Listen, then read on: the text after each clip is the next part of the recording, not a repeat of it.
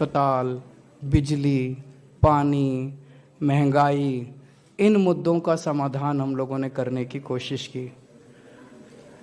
तो कोई सोच नहीं सकता था। मुझे याद है जब हम दिल्ली की झुग्गियों में सुंदर नगरी में काम किया करते थे तो काफ़ी झगड़ा होता था। शीला जी की सरकार थी, उनके साथ धरने प्रदर्शन, राशन सिस्टम बहुत गड़बड़ था।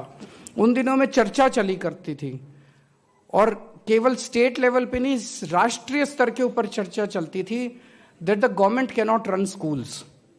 सरकार स्कूल नहीं चला सकती। मैं मन में सोचता था यार, जो सरकार स्कूल नहीं चला सकती वो सरकार क्या चलाएगी। सरकार चलाना तो बहुत बड़ी बात है। एक स्कूल जिन सरकारों से नहीं चलता, that government ought to resign, उनको इस्तीफा दे देना चाहिए जो सरकार स्कूल नहीं चला सकती। तो एक नैरेटिव तैयार किया गया था कि सरकार स्कूल नहीं चला सकती, तो इसीलिए स्कूलों को प्राइवेटाइज कर दो, चैरिटी बेसिस पे एक एक कॉरपोरेट को 2-2, 3-3 स्कूल दे दो, वो कॉरपोरेट चलाएगा स्कूल। एक नैरेटिव तैयार किया जा रहा था कि 4 स्कूल इस कंपनी को दे दो, 4 स्कूल। वो बेसिकली लैंड स्कैंडल था, बिकॉज ये सारे सरकारी स्कूल प्राइम लैंड के ऊपर दिल्ली के बीचों बीच हैं। तो वो जमीन लेके क्या करते, वो स्कूल में तो पता नहीं क्या करते, कुछ बच्चों को बढ़ाते नहीं बढ़ाते, उस जमीन के ऊपर अपना कुछ ना कुछ खड़ा कर लेते और वो करते। हमने आके इस पूरे नैरेटिव को बदला कि the government can run schools if it has the right intent to do it. सरकार में काम करते थे, हम देखते थे ये पार्टी उसको गाली दे रही है, वो पार्टी उसको गाली दे रही है, मतलब बस गाली चल रही है जैसे आजकल चल रहा है। अभी दिल्ली में चुनाव आने वाले हैं, बीजेपी के पास कोई मुद्दा ही नहीं है। बीजेपी 24 घंटे केवल केजरीवाल, ये केजरीवाल, वो केजरीवाल का घर ऐसा, केजरीवाल की जैकेट ऐसी, केजरीवाल के कपड़े ऐसे, केजरीवाल के जूते ऐसे, आज इसने नए जूते क्यों पहने, आज इसने जैकेट क्यों। 24 घंटे केवल गाली गलोच। उस टाइम मैं सोचता था ये मुद्दों की बात क्यों नहीं करते।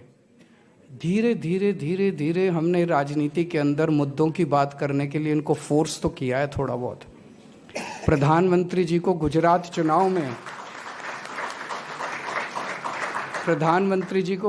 चुनाव में एक फर्जी क्लासरूम बना के वहाँ जाके फोटो खिंचवानी पड़ी थी। इतना तो हमारा कंट्रीब्यूशन है।